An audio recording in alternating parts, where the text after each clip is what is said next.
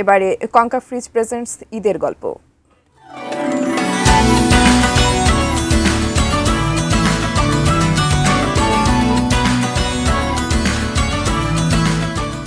ঈদের আনন্দ ভাগাভাগি করতে ব্রাহ্মণবাড়িয়ার নানা শ্রেণী পেশার মানুষ ভিড় করছেন সিমনা ব্রাহ্মণবাড়িয়া সড়কের তিতাস পাড়ে।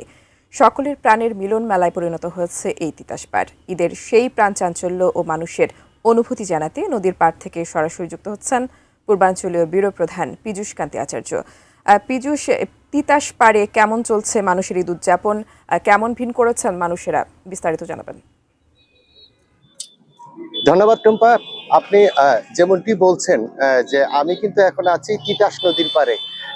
এই তিতাস নদীর পাড়টিতে আসলে ব্রাহ্মণবাড়িয়ায় পর্যটনের তেমন কোনো জায়গা না থাকার কারণে তিতাসের পাড়ে কিন্তু তিতাসের নির্মল বাতাস এবং তিতাসের দৃশ্য দেখার জন্য কিন্তু এখানে সবাই আসছে।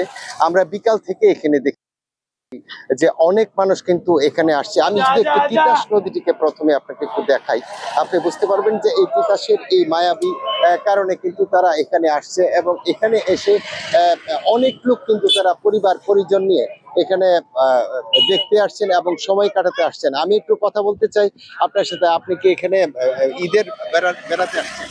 হ্যাঁ, আসলে আমরা আমার বাড়ি এখানে। আমরা আসলে ঈদে ব্রাহ্মণবাড়িয়াতে আসলে যাওয়ার মতো তেমন কোনো জায়গা নেই। ঈদগুলোকে আমরা আসলে এই ভালো মন্দ যাই হোক আমাদের জীবনে যাই ঘটে আমরা নদীর পাড়েই থাকি। আসলে এই নদীর পাড় ছাড়া আসলে আমাদের ব্রাহ্মণবাড়িয়াতে পর্যটনের জন্য কোনো জায়গা নেই। প্রতিদিন অসংখ্য দর্শনার্থী এখানে এসেছে। আমরা আমাদের পরিবার পরিজন নিয়ে আমরা এসেছি, আমাদের বন্ধু বান্ধবরা এখানে আড্ডা করতেছি। এই বিষয়টা হলো যে এই ব্রাহ্মণবাড়িয়াতে এই তিতাস নদীকে কেন্দ্র করে কিন্তু আমাদের যত ভালো মন্দ যা আছে এই তিতাস নদী কিন্তু দিন দিন নষ্ট হয়ে যাচ্ছে। আপনারা কি বন্ধু বান্ধব নিয়ে আসছেন? হ্যাঁ, তো বন্ধুরা আসছে এখানে। আমি একটু ওনার সাথে কথা বলতে চাই। আসলে আপনারা কি দেখছেন এখানে এসে? এখানে আসলে আমরা সুযোগ পেলেই একটু স্বস্তির নিঃশ্বাসের জন্য আমরা এই নদীর পাড়ে চলে আসি, তিতাস নদীর পাড়ে। তা আজকে তো ঈদের দিন, কোরবানি ঈদের সারাদিন ব্যস্ততা থাকে, পরিশ্রম থাকে। এই ব্যস্ততা পরিশ্রম শেষে আমরা আসলাম যে একটু স্বস্তির নিঃশ্বাস নেওয়ার জন্য। তা আসলে মানে শহরের ভিতরে কোনো মানে বসে গল্প করার মতো বা খালি জায়গা বাতাসের জন্য কোনো জায়গা নেই। তো আমরা বারবারই তিতাস নদী এবং এর সংশ্লিষ্ট যে খালি জায়গা আছে, বিল আছে, ওগুলোকে আমরা বেছে নিই আর কি। আপনি আসলে কোথেকে আসছেন? আমি ঢাকাতে থাকি, নবাবপুর গল্প হাই স্কুলের টিচার। আমার বাড়ি ব্রাহ্মণবাড়িয়া।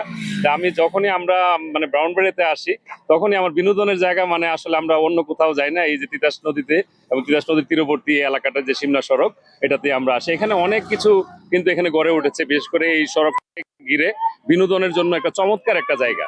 তিনি যেমনটি বলছেন বিনোদনের এই জায়গাটি কিন্তু একটি চমৎকার জায়গা। তো এই ছিল আমার কাছে টুম্পা, ব্রাহ্মণবাড়িয়া থেকে সর্বশেষ। আপনাকে ধন্যবাদ। দর্শক, প্রতিনিধি পীযূষ কান্তি আচার্য জানাচ্ছিলেন ব্রাহ্মণবাড়িয়ার তিতাস পাড়ে ঈদ উদযাপনের খবরাখবর।